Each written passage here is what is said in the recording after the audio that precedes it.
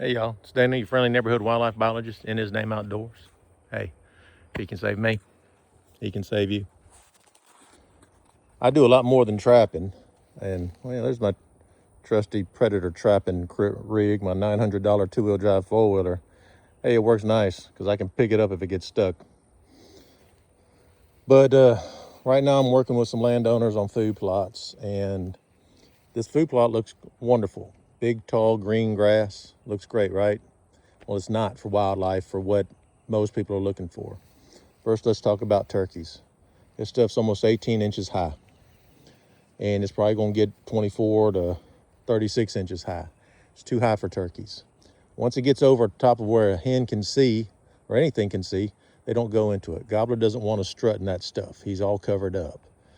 So this food plot for turkeys is not going to be successful. And your turkey poults, it's so thick in here, they can't get through it. Another reason this food plot can be bad for your deer is because a study was done in Auburn years and years ago, 90s. Once this grass gets about over 4 inches high, deer really don't use it. But they're a ruminant, right? Yes. Ruminants, you have cows are ruminants, goats are ruminants. Ruminants have a 4-chambered stomach.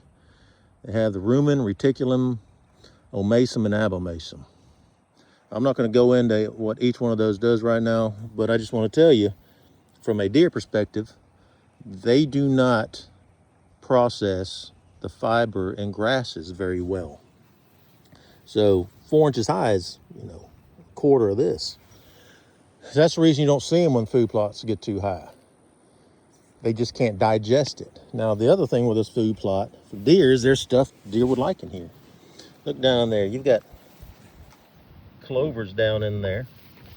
There's some clovers trying to come through. There's some clover trying to come through right there. Clovers are great. But the clover can't break through this stuff. It gets too high and gets shaded out. So all that clover you spin on just doesn't get through. See, we got that's crimson clover. That looks like crimson clover right there. It's got a lot bigger leaf on it. That's an annual. Yeah, that's crimson. So when your food plots get this high, my suggestion is to bush hog it down as low as you can bush hog it. Let that clover break through. If you don't have clover in this food plot, bush hog it, let the turkeys have it, or just disc it up. If you disc it up, soil disturbance, you might get ragweed, a lot of annuals in here, a lot of natural forage that deer will use a lot more because they're not going to use this stuff. This is just going to get tall and die over. And you have nothing for really wildlife value. If you have the clover, like, oh, there, look at it. Here's some vetch. That's really good. That's vetch right there. That's an excellent deer food. So this food plot's got a lot of really good deer food in it. There's more clover down there. So my recommendation of this food plot would be spray it with Clothodium, which is a grass killer, and release this stuff. If you don't have the ability to spray, bush hog it as low as you can. Let that clover get released. Now the other stuff is going to come back, but it won't come back as high. If you don't have clover, you're not worried about it. Hey, disc it up. Turn it over really good.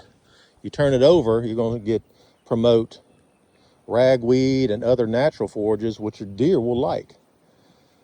You can plant a really good food plot just by disking it up and letting it come natural. But this food plot right here it's just not good for wildlife in general. Also, your insects are attracted to clover a lot more than they're attracted to this grass. It's way too thick down there. Way, way too thick for a turkey poult. Think of a little turkey poult trying to get through there. It can't find insects. It's covered up. Hen doesn't want to come out here. Gobbler doesn't want to come out here and strut. Deer don't really want to use this stuff. It's got a lot of good stuff at the bottom down in there, but they can't get to it. It's too much effort.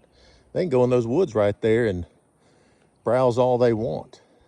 So if your food plot's getting high like this, and if you have the ability, go disc them up or bush hog them low or spray them. Do something different. Knock them down. Bring the wildlife back. Release that clover. Get these annuals knocked down. So that's my recommendation on when you see a high food plot. And if you have ryegrass in there, spray that or just disc it up enough times it might not come back. I've done it before that way. It's a little intensive, but it works. So there's a little hint for doing a summertime food plot without having to do much. Hope you like this little short video on food plots, food plot maintenance. I'll do a food plot. I'll go to one that's a little bit not as thick and show you why the turkeys like it a lot more, and the deer. All right, I hope you have a wonderful day. I hope you learned a little bit. I'm out here running a trap line.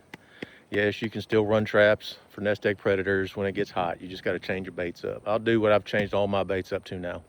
All right, I hope you have a wonderful day. I hope you learned something. Like it. If you learned something, send it to somebody you think it might help them. Y'all have a wonderful day. I appreciate it. In His Name Outdoors. Subscribe or follow. Thank you.